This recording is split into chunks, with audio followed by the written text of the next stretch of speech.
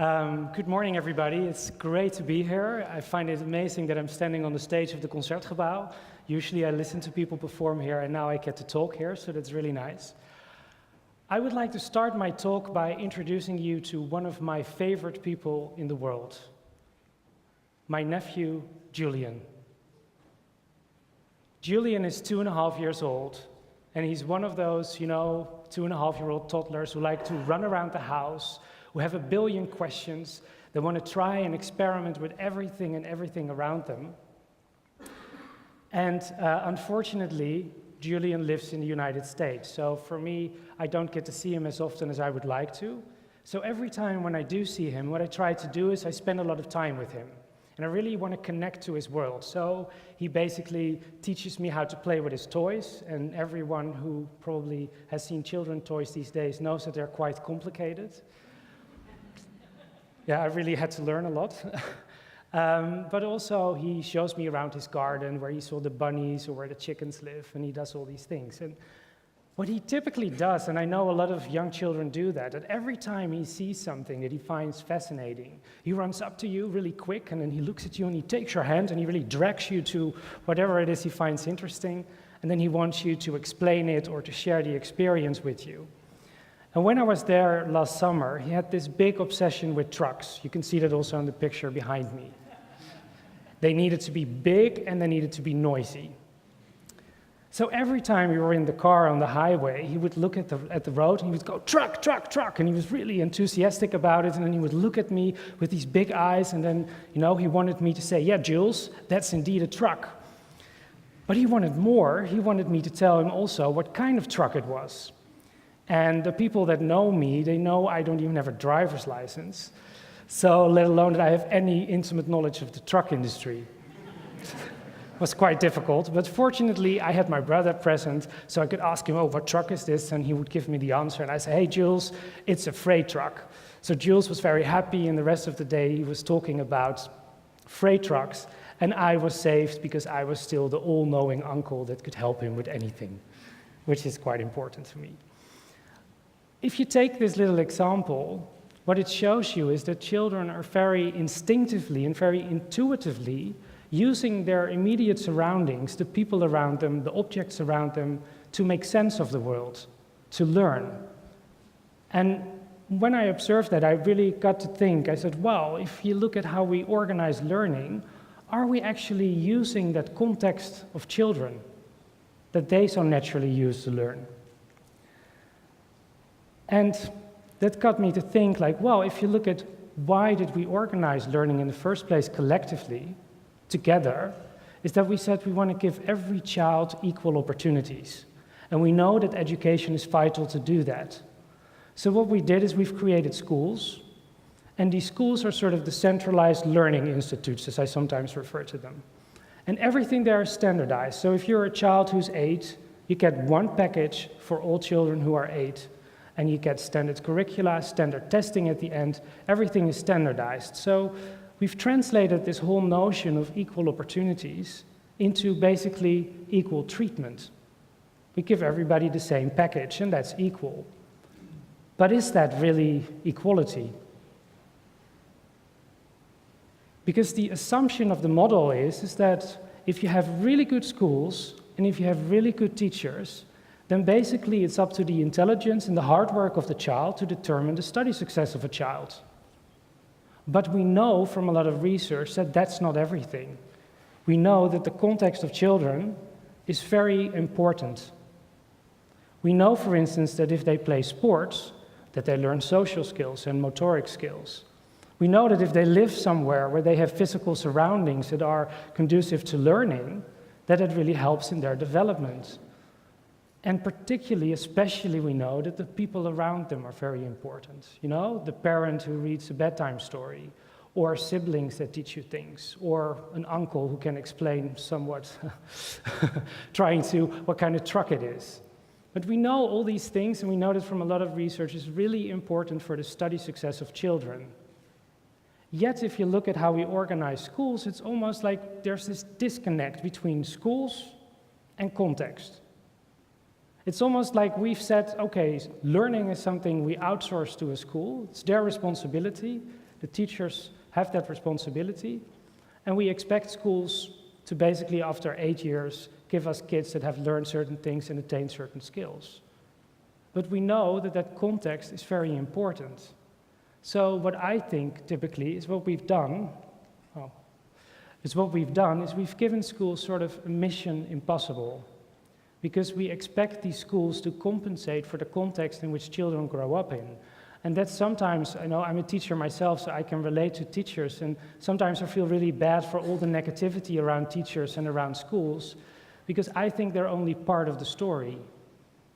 They are important to learning, yes, but so is the context, so are the parents, so are, the greater extended family and friends. And then if you look at the context, and let me narrow it down to parents, you basically see the same sort of mission impossible. And I'm currently involved in a project where we are interviewing a lot of parents here in the Amsterdam area, and we ask them how they look towards the learning development of their child, how they see their own role, and especially what's your relationship with the school of your child. And the first thing all these parents mention is the 10-minute talk. I don't know, are there a lot of Dutch parents? Can you see who here have Dutch parents, yeah? And who here has ever experienced one of those talks? Yeah, so it's quite a common phenomenon in this country. For people who've never experienced it, let me explain to you what it is. Basically, you are invited 2 or 3 times a year to go to school as a parent to talk about how your kid is doing. It's literally a 10-minute talk. So you walk in the classroom, the teacher is sitting there, you sit and you talk for 10 minutes, and before you start, there's this little alarm, and they set the alarm at 10 minutes. It's almost a TED talk. Yeah. And after 10 minutes, the buzzer goes, and then you see in the window of the door behind you, you see the next parents looking, oh, it's our turn. So you really feel sort of pushed for time. And what a lot of these parents say is that they find it really difficult to know what their child is doing in school, because in a year, you have to realize this, in a year they talk about their child's development for about 20 minutes. A child in primary school goes to school for 56,000 minutes. 20 minutes to discuss 56,000 minutes. It's almost impossible for parents to really be involved in school if we don't inform them. And what that leads to, and I noticed that in a lot of these conversations, is that a lot of parents are very insecure about what they can do. I talked to this mother, for instance, and she had a 6-year-old boy, and that boy was really good with numbers. So he loved to do math, he loved to calculate, and the mother was very happy because you don't hear that too often. And he was really, at a certain point, interested in Sudoku games. You know, these Japanese little puzzles. At a certain point, he was getting so good at them that this 6-year-old boy was doing puzzles for children who were 10 years and older. And that mother instinctively was quite proud, because she thought, wow, he's doing reasonably well with numbers, he's doing things for older kids. And then she had coffee with her friends. And what did her friends say? Aren't you pushing your child too much? Isn't your child trying to please you, and shouldn't he be playing outside rather than play the Sudoku puzzles? And his mother became really insecure, and what she said is the worst thing wasn't even the insecurity, but for me there was nowhere to go to. There was no one to talk to where I could, talk about this issue of the Sudoku games, which for a mother can be quite pressing. So I think what we've done is we've given a mission impossible to the parents, and we've given a mission impossible for the schools. And what I think needs to happen, I think we need to change our perspective. What we've said now is equal opportunity is giving everybody the same treatment. But children are not the same. Children do not grow up in the same context. So what I think we need to do is we have to stop looking at learning from sort of an institutional school perspective. That's where it all happens. Now we have to go down to the level of the child and look through their eyes. And if I can take the example of my nephew again, Julian doesn't just learn, in his case, in kindergarten. His world is much bigger than that. He learns when he's playing with his friends and his parents, or when his big sister reads him a book. He watches Thomas the Train. I know a lot of people will probably recognize that. It's really popular, and he really loves that. But he also learns from that. So if you really look at sort of how children learn, you see that there's a whole network around them that allows them to learn things. And some kids have a great network, and others have a not so great network. And I think what we have to do is we have to focus on that network, and we have to see where can we empower that network, or when things are missing, how can we compensate somewhere else? And I know it's easier said than done. I'm a teacher myself, and I know that if you have limited time and you have a lot of students, that you have to, do your thing. But the reason why I'm so optimistic at this point in time is that we are finally getting the technologies that allow us basically to identify the network, but also to empower that network around children. And I just want to share a few with you. I think the most important thing, and that's where it all starts, is information. We need to have information about kids, how kids are doing. And we don't need to have it after 6 months when things have happened. We need to know it immediately when something is going on or how they are developing. And we see with all these new monitoring technologies, especially when kids use digital media, that we basically can have technologies like learning analytics to really see how a child is doing on an ongoing basis.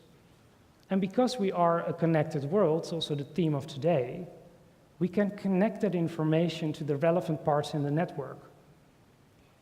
And particularly, I think that parents need to be involved and informed better, because only if you have information, you can actually act. And an example of that was, I talked to a father, and his little boy was doing swimming lessons, and the Netherlands has a lot of water, so it's quite important that kids know how to swim at an early age. And his father said, what I really love about this swimming school is that every week that they have lessons, they say on an online platform what they have done, but also for every child, they indicate what the child finds difficult. So that father said, I could take my son now because I know he was afraid of the deep water. It was my biggest nightmare when I was a kid, so I was always like dreaming, oh, I have to swim in the deep water. But this father said, I can now go on a Saturday to the swimming pool and try to swim in the deep water with my son.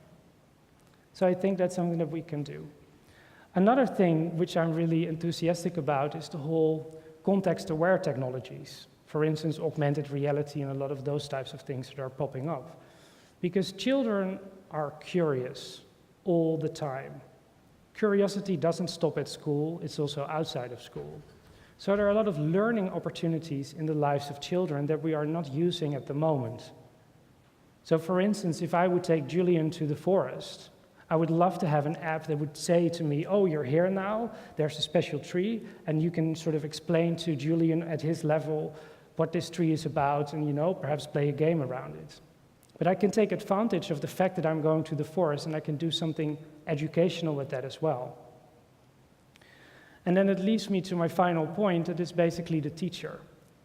I think, the best analogy in this room, I see the teacher as the orchestrator of learning.